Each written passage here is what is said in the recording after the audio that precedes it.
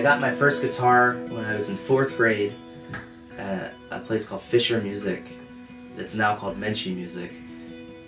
And it was, I still have it somewhere. It's a red and white Squire. And it sounds like shit. It never sounded good. It never really stayed in tune.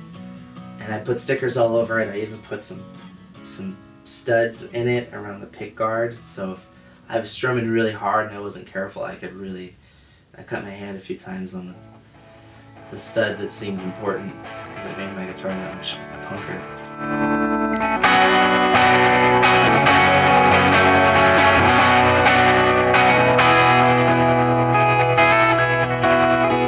I rolled with the upstarts, traded breath on North Queen Street. Led by our emotions and the chance to mean something. I curse the reverb in my ears when I get lonely, and beat down by the ambition that never let me go. I'm singing for gold in this never-ending wasteland. Turn up the forgotten, revive what's been undone. Oh, wide-eyed kid in wonder, safety pins aren't on my sleeve. 17 in San Francisco, born to shed naivety. I roam the echoes of my mind when I get lonely, and caught up in the detail up to have and have nots. I'm singing for gold in this never-ending wasteland. Turn up the forgotten, revive what's been undone. I'm singing for gold in this never-ending wasteland. Who knows how far I'll be when the cadence buries me, singing for gold.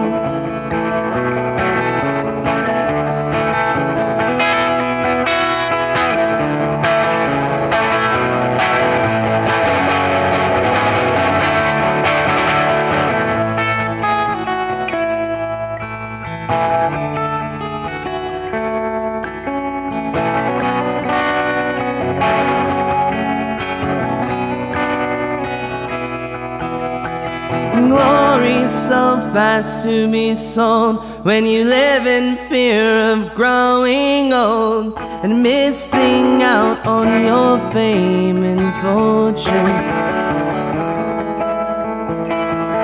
Singing for gold in this never-ending wasteland. Turn up the forgotten, revive what's been undone.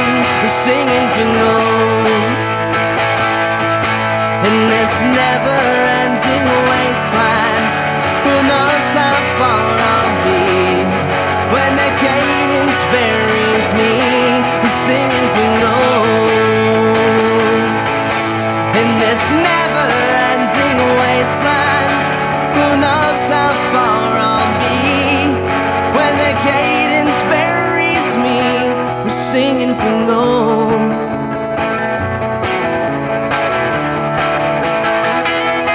Singing for gold.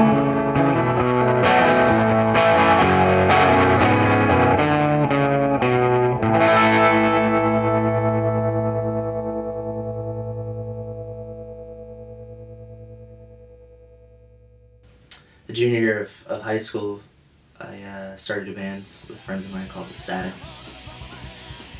But we were determined, man. We worked hard. We played a lot locally.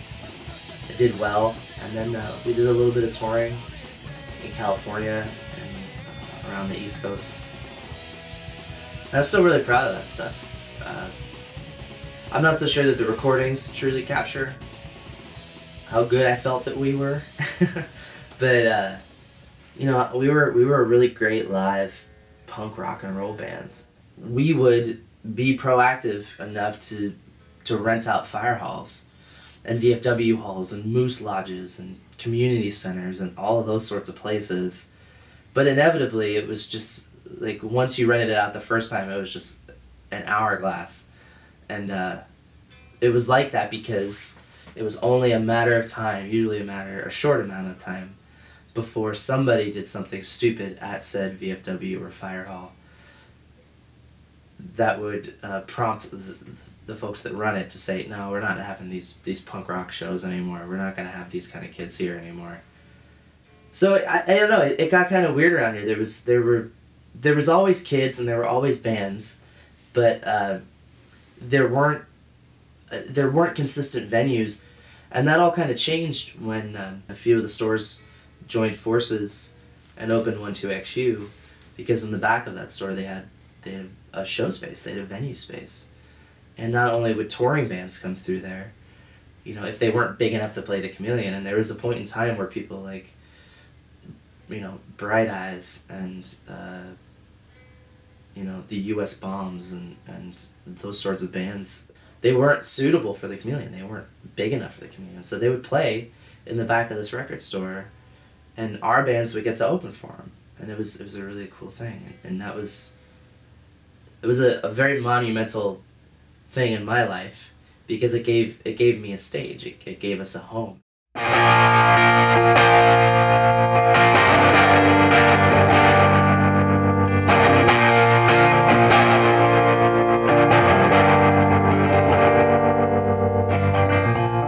Early trains on a Sunday,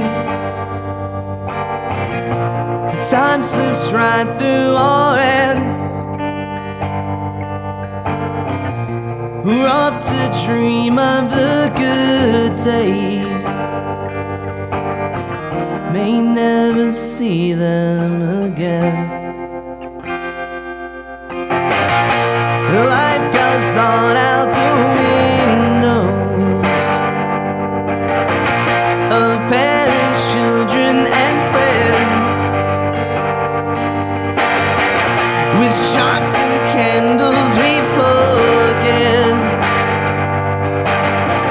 of those that won't have the chance. And set your dreams and take off. If we get old, don't forget, with our whole lives in one suitcase, we walk on through hell.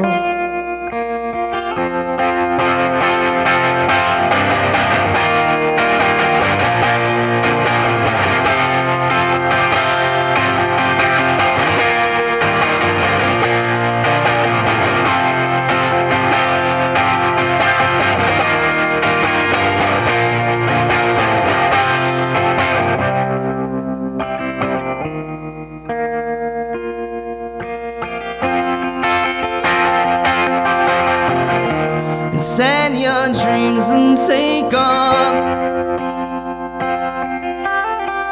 If we get old, don't forget, with our whole lives in one suitcase,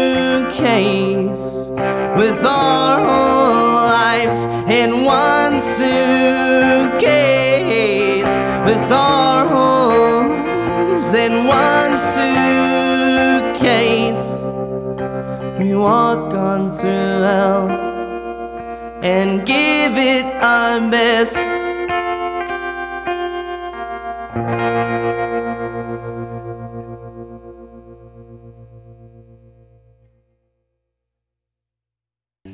You know, the Boyles were one of my favorite bands growing up.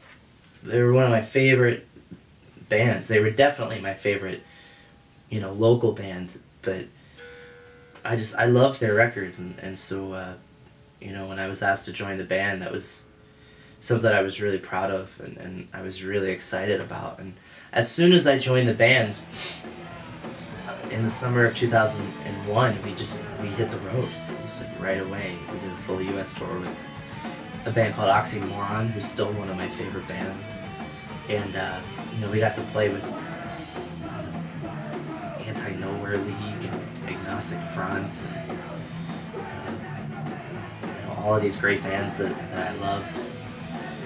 And then, you know, there was the balance, because I was a full-time student as well. So I was trying to balance a full class load and also be in a, you know, touring band.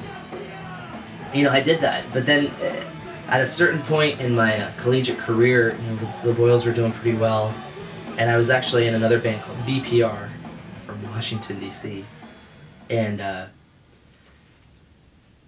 it was at that point that I kind of needed to get some stuff situated with my education, and I had the opportunity to go study abroad in Germany, and I took it. So I took a semester off, a 5-month period of time off of both the Boyles and VPR to go to Berlin and do Holocaust studies and just be a student. So there I was without any sort of musical entity, but I had this little 4-track tape recorder, and I started writing songs. I would just kind of write a guitar riff and then play it back and record on another track, another riff over it, and then on another track I would plug in this really shitty microphone and just kind of sing words or just make sounds and syllables for vocal melodies or whatever I came up with. And that was really what I consider to be the beginning of Divided Heaven. I could have swore the ends were fraying into many different sides, 1,000 new conclusions, none of which were right. The minutes feel like gravity holding down the hours fast, with no weight or resolution to overturn the hourglass. No, I know I don't belong, but could you help me understand that what's coming around now is what we should have stopped back then? But I'm right, yeah, I'm doing alright. I lost my faith in misery when I was too fucked up to lie. No, I can't find a reason to hold on.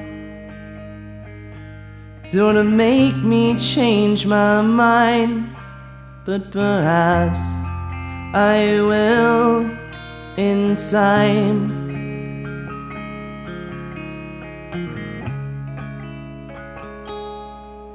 I could see it focus clearly, as if right in front of me, through a tangled web of reasons we all choose to believe. To fury, what compassion when the answer can be bought and sold to us as familiar, just as soon as we forgot. No, I know I don't belong, but I cannot stop my mind from following your footsteps as they're leaving me behind. But I'm wrong, yeah, I'm so far gone from my idea of myself that I could share with no one else. No, I can't find a reason to hold on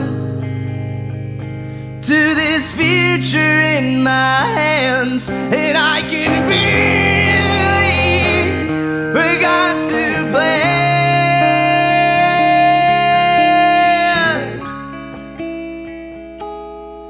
But it's right there in the signals and it's right there in the skies, and it's right there in the shadows, and it's right there in your smile.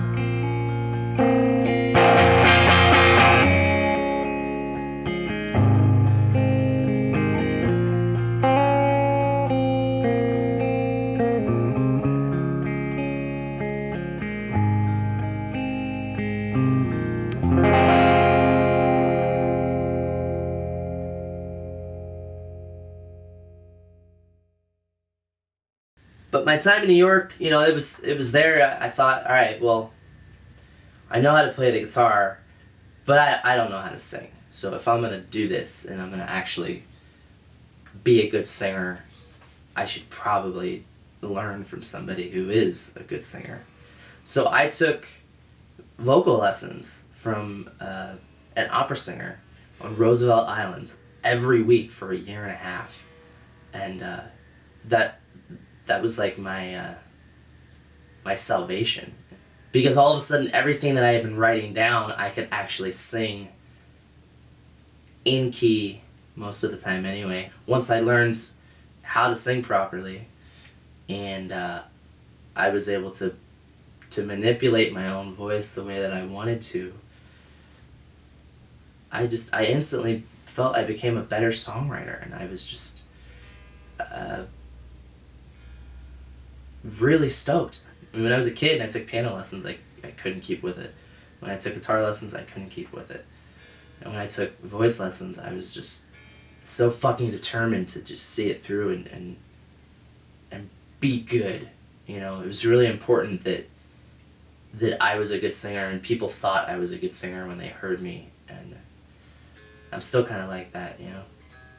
At the end of 2012 and the beginning of 2013, I started writing a lot of new songs and going through a lot of old songs, even stuff from the Berlin tapes, and compiling songs that would become Youngblood. And I had heard a friend of a friend was this guy Charlie Stavish, who was recording, I think, Jane's Addiction at the time.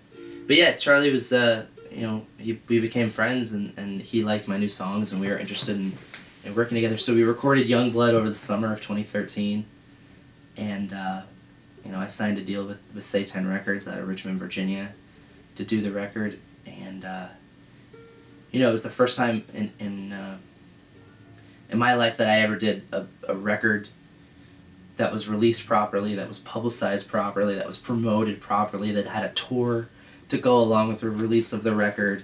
It had a street date, it had a digital date, it had a worldwide date, it had everything just kind of fell into place as a real release, you know.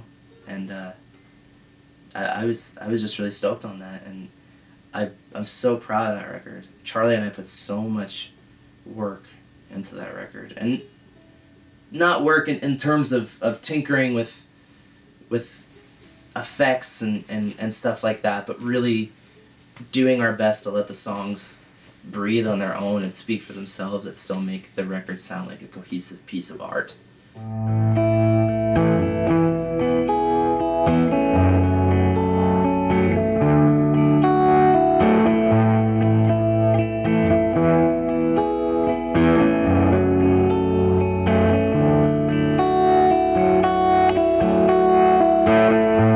I woke up crushed last night on the marble floor of Stansted, from a fever dream pitched to the song that's stuck in my head.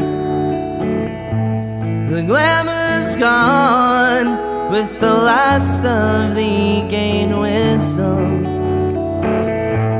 I'm here alone, and I just want a best friend to wait. Glorious, notorious, brilliant paints, unsettled dust. I fell to pieces, so far from where we set course. And this glass ceiling weighs heavy on my next choice. Dodging sleep, long-faced decisions, and longer flights. Trailblazer rhythm as each night comes alive. Glorious, notorious, brilliant paints, unsettled dust, proudly living and loudly singing.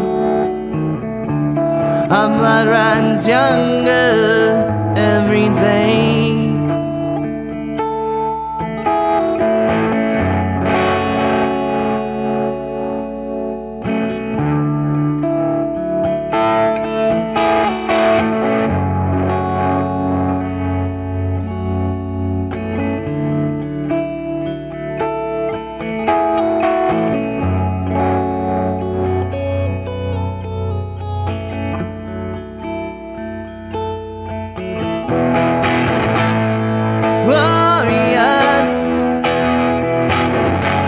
Notorious,